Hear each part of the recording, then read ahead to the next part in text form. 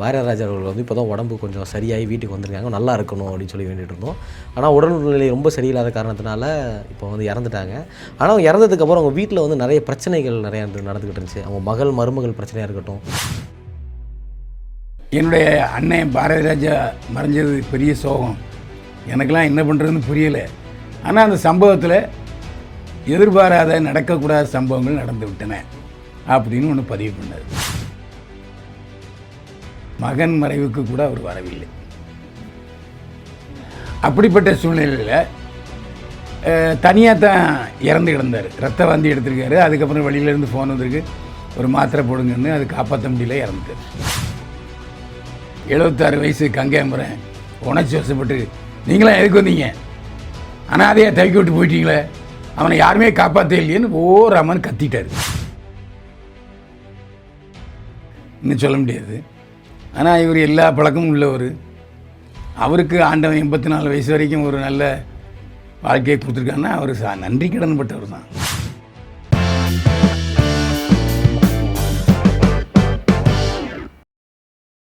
நீங்கள் நம்ம யார் கூட இருக்கோம்னு பார்த்தீங்க அப்படின்னா, திரைப்பட நடிகர், விமர்சகர் பைல்வான் ரங்கநாதன் கூட இருக்கோம். சார் வணக்கம். என்னை வாழ வைத்துக் கொண்டிருக்கும் யூடியூப் சேனல் நேயர்களுக்கு நன்றியும் வணக்கமும். சாருக்கு உடம்பு சரியாகணுங்கிறதுக்காக நான் அதாவது த்ரோட் இன்ஃபெக்ஷன் இருக்குது, அவ்வளோ வேற ஒன்றும் இல்லை. அதை சாருக்கு வந்து சரியாகணுங்கிறதான அதை போய் கோயிலில் போய் தின்னூறு வச்சுட்டு வந்திருக்கேன் நான் வேண்டிக்கிட்டு. இதுக்கு எதாவது நீங்கள் கமெண்ட் அடிப்பீங்க நான் எதிர்பார்க்குறேன். இல்லை, நான் வந்து குங்குமம் வச்சுருக்கிறது எப்போவுமே வச்சுருக்கிறேன். அதுக்கு என்ன காரணம்னா, ஒரு 10 வருஷம் முன்னால் எனக்கு ஒருத்தர் பெரியவர் சொன்னார், தம்பி உனக்கு திருஷ்டி நிறைய இருக்குது, அதனால் குங்குமம் வச்சுக்க, எந்த திருஷ்டியாக இருந்தாலும் அதை ஊதி தள்ளிடும் அப்படின்னாரு. அதை நான் ஃபாலோ பண்ணிக்கிட்டு இருக்கேன். எனக்கு ஒரு திருஷ்டி நிறைய விழுகுது அப்படின்னு நினைக்கிறேன் சார். நானும் குங்குமம் வச்சுட்டு வந்துடுறேன். ஓகே சார், இன்றைக்கி கேள்வி என்னென்னா, ஒரு மாதத்துக்கு முன்னாடி நம்ம 2 பேரும் இதே இடத்துல உட்காந்து நம்ம ஒருத்தரை பற்றி பேசிகிட்டு இருந்தோம். பாரதிராஜா அவர்கள் வந்து இப்போ தான் உடம்பு கொஞ்சம் சரியாகி வீட்டுக்கு வந்திருக்காங்க, நல்லா இருக்கணும் அப்படின்னு சொல்லி வேண்டிகிட்டு இருந்தோம். ஆனால் உடல்நிலை ரொம்ப சரியில்லாத காரணத்தினால இப்போ வந்து இறந்துட்டாங்க. ஆனால் அவங்க இறந்ததுக்கப்புறம் அவங்க வீட்டில் வந்து நிறைய பிரச்சனைகள் நிறையா நடந்துக்கிட்டு இருந்துச்சு. அவங்க மருமகள் பிரச்சனையாக இருக்கட்டும், கங்கை அமரன் அவர் திடீர்னு அங்கே நடந்த ஒரு பிரச்சனையாக இருக்கட்டும், என்ன நடக்குதுன்றது வந்து சரியாக யாருக்குமே தெரியல. இதுக்கான யார்ட்டடா கேட்டு தெரிஞ்சுக்கிறதுன்ற ஒரு சந்தேகம் எனக்கு இருந்துச்சு. இந்த வாரம் சார் வருவார், கேட்டுக்கலாம் அப்படின்றனால தான் இதை அப்படி தக்க வச்சுட்டு இருந்தேன். என்ன சார் பிரச்சனை? இதை பாரதிராஜாவுடைய தம்பி ஜெயராஜ் அவர் சொன்னதை தான் நான் சொல்ல முடியும். என்னுடைய அண்ணன் பாரதிராஜா மறைஞ்சது பெரிய சோகம். எனக்கெல்லாம் என்ன பண்ணுறதுன்னு புரியலை. ஆனால் அந்த சம்பவத்தில் எதிர்பாராத நடக்கக்கூடாத சம்பவங்கள் நடந்து விட்டன அப்படின்னு ஒன்று பதிவு பண்ணார். அது வந்து ஆரம்பித்தது வந்து கங்கையம்புறேன். அதாவது பொதுவாக கல்யாண வீட்லேயும் சரி, இளவு வீட்லேயும் சரி, பிரச்சனை கிளப்பவே கூடாது. கல்யாண வீட்டில் பிரச்சனை கிளப்பக்கூடாதுங்கிறக்காக தான் மூலம் அடிக்கிறது. டம்ம அடித்து அதை கேட்க மாட்டுவாங்க. இங்கே சாவு வீட்டில் எல்லாம் அழுது தான் இருப்பாங்க. அப்படிப்பட்ட சூழ்நிலையில் நாம் ஏற்கனவே சொல்லியிருக்கோம், பாரதிராஜாவுக்கும் அவருடைய மனைவி சந்திரலீலா பாரதிராஜாவுக்கும் கருத்து வேறுபாடு ஏற்பட்டு சென்னையிலேயே அவர் வேறொரு பங்களாவில் தங்கியிருந்தார். மகன் மறைவுக்கு கூட அவர் வரவில்லை. அப்படிப்பட்ட சூழ்நிலையில் தனியாக தான் இறந்து கிடந்தார். ரத்த வாந்தி எடுத்திருக்காரு. அதுக்கப்புறம் வெளியிலேருந்து ஃபோன் வந்திருக்கு, ஒரு மாத்திரை போடுங்கன்னு. அது காப்பாற்ற முடியல, இறந்துட்டார். 600 கோடி ரூபாய்க்கு சொத்து இருக்குது பாரதிராஜாவுக்கு. அவர் நினச்சா 10 டாக்டரில் வீட்டிலே வச்சுருக்கலாம். ஒரு நர்ஸு என்ன மிஞ்சி போனால் ஒரு நாளைக்கு 2000 சம்பளம் வைப்பாங்களா? ஒரு 3 நர்ஸ் வைக்கல என்ன வராது? அது வைக்கலை. அது யார் தப்புன்னு தெரியலை.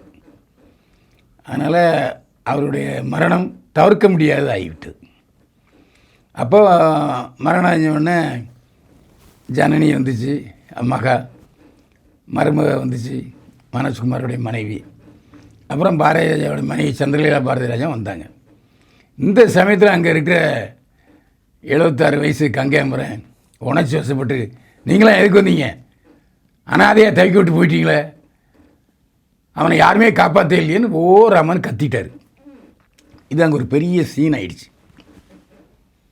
எல்லாரும் சோகத்தில் இருக்கும்போது இவர் எதுக்கு இந்த மாதிரி சத்தம் போடுறாரு? இவர் யார்? பாரதிராஜாவுக்கு நண்பர். இந்த மாதிரி விஷயங்களில் நண்பர் தலையிடக்கூடாது.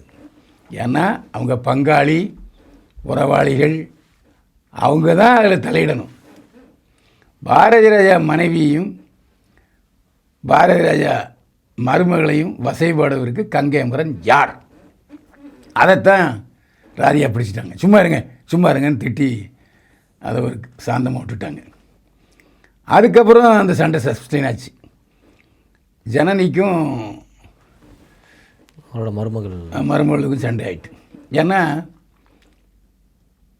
ஜனனிக்கு என்ன சொத்து கொடுத்துருக்காருன்னு தெரியல. ஏன்னா ஜனனி மலேசியாவில் செட்டில் ஆகிருக்கு கல்யாணம் ஆகி. ஆனால் மருமகளுக்கு சென்னையில் அவங்க பாரதி ராஜாவுடைய பங்களா தங்கியிருக்காங்க. பாரதி ராஜா தம்பி ஜெயராஜ் கணக்குப்படி ஒரு 5 லட்ச ரூபா அண்ணே பங்களாலேருந்து வாடகை வருது, அந்த வாடகையை வச்சு சாப்பிட்டுட்டு இருக்காங்க அப்படின்னு சொன்னார். ஸோ இப்போ 600 கோடி ரூபா சொத்து இருக்குது. அதை மனைவிக்கு ஏற்கனவே பாரதி ராஜா கொடுத்துருக்காரு. ஏன்னா அவங்க தயாரிப்பாளர், அந்த வகையில் நிறைய சொத்துக்கள் ஏற்கனவே இருக்கும். அப்போ மகளுக்கும் மருமகளுக்கும் கொடுக்கணும். இப்போ அவங்க சொத்து பிரிக்கும்போது கங்கை மரம் போய் உட்காந்து சொத்து பிரிக்க முடியுமா? போயா வழின்றாங்க. ஆமாம், கண்டிப்பாக. அதுக்கு காரணம் பாரதி ராஜா வேறு சமுதாயம், கங்கை மரம் வேறு சமுதாயம். ஒத்துக்கவே மாட்டாங்க. இதில் எனக்கு தெரிஞ்ச வரைக்கும் ஒரு 20-30 வருஷத்துக்கு முன்னாடி பாரதி ராஜாவுடைய மிகப்பெரிய நெருங்கிய நண்பர், அதாவது பாரதி ராஜான்னா அப்படி ஒரு பக்தர், அவர் தான் அந்த தோட்டத்தை பாரதி ராஜா கொடுத்தவர். அவர்கிட்ட தான் வாங்கியிருக்குது. அந்த தோட்டத்தில் எப்பாவது போய் தங்கிட்டு வருவார். அப்புறம் ஜனனி கிட்ட சமீபத்தில் போயிருந்த போது, ஏம்மா இறந்த பிறகு அந்த தோட்டத்தில் புதைச்சிருன்னு சொல்லியிருக்காரு. அந்த அடிப்படையே அவருடைய விருப்பம் நிறைவேறிச்சு. இப்போது சரிசமமாக சட்டப்படி பிரித்தாங்கன்னா பிரச்சனை இல்லை. இல்லைன்னா கண்டிப்பாக மனோஜ்குமாருடைய மருமகள், மனோஜ்குமாருடைய மனைவி கோர்ட்டுக்கு போவாங்க. யாருக்கு சாதகமாக சார் முடியும் அது? ஏங்க அப்பனுடைய சுய சம்பாத்தியத்தில் இப்போ இந்து மத சட்டப்படி மகளுக்கும் மகனுக்கும் சரிசம பங்கு சொத்தில் உண்டு. இன்கேஸ் அவர் உயில் எழுதி வச்சுக்கிற பட்சத்தில் மாறுபடும். அவருக்கு உயில் எழுதி வைக்கலை, அதான் உண்மை.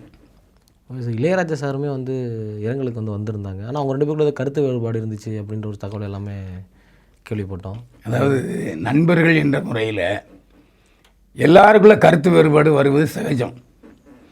அடிச்சுக்கலாம், சண்டை போட்டுக்கலாம். நண்பனும் அடிச்சுக்கலாம், சண்டை போட்டுக்கலாம், சேர்ந்துக்கலாம். அதேமாதிரி மனைவியும் கணவனும் சண்டை போட்டுக்கலாம், அடிச்சுக்கலாம், சேர்ந்துக்கலாம். அது ஒரு பெரிய விஷயம் இல்லை. அதில் யாரும் வெளியே தலையிட முடியாது. இப்போ நீங்களும் உங்கள் நண்பன் சண்டை போட்டால் இன்னொருத்தர் வந்து பஞ்சாயத்து பண்ண வச்சுங்க, ஏய் ப்ரா, இது எனக்கும் அவனுக்குள்ள விஷயம் சொல்லிவங்களா இல்லையா? கண்டிப்பாக. அதேமாரி அதனால் அவருக்கு முதல்ல எங்கெங்கே சொத்துக்கள் இருக்குங்கிறத திரட்டணும். திரட்டிட்டு இப்போது அவங்க பாரதி ராஜாவுடைய மனைவியோட சகோதரர் ஒரு சினிமா டைரக்டர் இருக்கார். அவர் தான் அங்கே கடைசி கால அந்தியமே கிரியைகளெல்லாம் செஞ்சார். அவரும் கங்கையம்மனை திட்டினார், போயா வேலையை பார்த்துட்டு அப்படின்னு திட்டினார். பாரதி ராஜாவுடைய சொந்தக்காரர்கள் நிறைய பேர் இருக்காங்க. பாரதி ராஜாவோட பிறந்தவங்க 4 சகோதரர்கள், 2 சகோதரிகள். அதில் ஒரு சகோதரி இறந்து போயிட்டாங்க. அந்த சகோதரியுடைய மகள் தான் சந்திரலீலா. இப்போ ஒரு சிஸ்டர் இருக்காங்க, அவங்க தான் பாரதி. அவங்க நினைவில் தான் பேர் வச்சுருக்காரு பாரதின்ட்டு. அப்புறம் ஜெயராஜா இருந்திருக்காரு, அவங்க அண்ணன். அவருக்கு ஒரு உதவி இருக்கார். அண்ணன் பேரில் பாதி, தங்கச்சி பேரில் பாதி வச்சுருக்காரு பாரதி ராஜா. சார் ரொம்ப இதாக இருக்குது. சொல்ல போனால் அப்படின்னா நீங்கள் முன்னாடி சொன்ன மாதிரி 600 கோடி ரூபாய்க்கு சொத்து பாரதி ராஜா சார்கிட்ட இருக்குது. அதே மாதிரி அவங்க வந்து இத்தனையோ டாக்டர் வேணால் வச்சுருந்துருக்கலாம். அவங்க பையன் இறந்ததுக்கு அப்புறமே வந்து அவங்க ரொம்ப ஒரு மாதிரி சோகமாக இருந்தாங்க. வச்சுருக்கலாமா சார்? இல்லை சார், டாக்டர் வந்து கூட துணைக்கு உதவிக்கு டக்குன்னு வச்சிருக்கலாம் அப்படின்னு சொல்லி யார்? பாரதி ராஜா அவர்கள். ஏங்க அவருக்கு நிறைய டாக்டர் உதவி பண்ணுறதுக்கு இருந்தாங்க. ஏன் சென்னையிலே பாரதி ராஜா ஆஸ்பத்திரின்னு ஒன்று இருக்குது. அந்த ஆஸ்பத்திரி ஓனருக்கு டாக்டருக்கு ஒரு சொந்த படம் எடுத்து கொடுத்தாரு. அதில் கட்டினது தான் அந்த ஆஸ்பத்திரி. அப்படி இவருக்கு நிறைய ஃப்ரெண்ட்ஸ் சர்க்கிள் இருக்காங்க. ரெண்டாவது இவர் வந்து கொஞ்சம் ஓப்பன் மைண்டட் ஆள். பாரதி ராஜாவுக்கு வந்து முக்தார்கிட்ட பேட்டி கொடுக்கும்போதே அவன் லூசுனமாக கேள்வி கேட்டிருக்கான். இவரும் பதில் சொல்லிட்டார். அதாவது பிள்ளைத்தனமாக என்ன சிறுபிள்ளைத்தனமாக ஆமாம் என் மனைவியை நான் காதலிக்கலன்னு இருக்கார். அதை அவன் பெருசாக போட்டு லூட்டி பண்ணிட்டான். எல்லோரும் வந்து காதலியை வந்து காதலிக்கலாம், ஆனால் காதலியை திருமணம் செய்யட்டால் மனைவியை காதலிக்கணும். ஆமாம் சார், கண்டிப்பாக. அப்போ தான் வாழ்க்கை சரியாக இருக்கும். அது அவருக்கும் தெரியும். என்ன காரணத்தாலும் அப்படி சொல்லிட்டாரு. ஒரு உலகம் உண்மையாக கூட இருக்கலாம். சார், என்னோட கேள்வி என்ன மாதிரி யோசிக்கிறேன் அப்படின்னா, ஒருவேளை உங்கள் பையன் இறந்ததுலேருந்தே ஒரு மாதிரி சோகமாக தான் இருந்தாங்க. இப்போது இந்த இழப்பை வந்து இவர் வேணும்னே தேடிக்கிட்டாரோ? ஏன்னா அவ்வளோ சொத்து இருக்காங்க, நர்ஸை வந்து பார்த்துக்கிட்டு வச்சுருந்துருக்கலாம், டாக்டர் கூட வச்சுருந்துருக்கலாம். பட் ஆனால் அவன் யாருமே வச்சுக்காம தனிமையிலே இருந்திருக்காரு. ஒருவேளை இவரே அதை ஏற்றுக்கிட்டாரோ அப்படின்ற மாதிரி ஒரு சந்தேகம் ஒன்று வருது சார். ஆஸ்பத்திரியில் இருந்து நீங்கள் நல்லபடியாக வீட்டுக்கு போங்க, அங்கே தேவையான ட்ரீட்மெண்ட் நாங்கள் தரோம் அப்படின்னு சொல்லிட்டாங்க. உதவிக்கு தான் ஒரு டாக்டர் வந்து போகிற போல் இருக்குது. அது அங்கே வேலை பார்க்குற பொண்ணு சொல்லிச்சு. அதனால் ரெண்டாவது அவர் 4 மணிக்கு இறந்துருக்காரு. 5 மணிக்கு ஃபோன் பண்ணி கேட்டால் எல்லாருமே யார் சொன்னா எல்லாம் பொய்ன்னு சொல்லியிருக்காங்க. ஆனால் சிஎம் ஆஃபீஸில் வந்து காட்டோன்னா அவங்களால ஒன்றும் சொல்ல முடியல.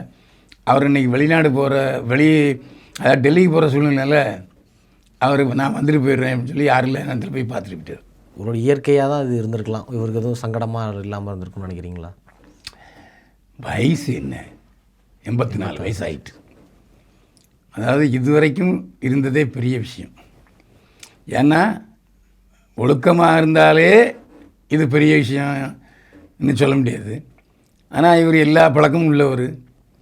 அவருக்கு ஆண்டவன் 84 வயசு வரைக்கும் ஒரு நல்ல வாழ்க்கையை கொடுத்துருக்காங்கன்னா அவர் நன்றி கடன் பட்டவர் தான்.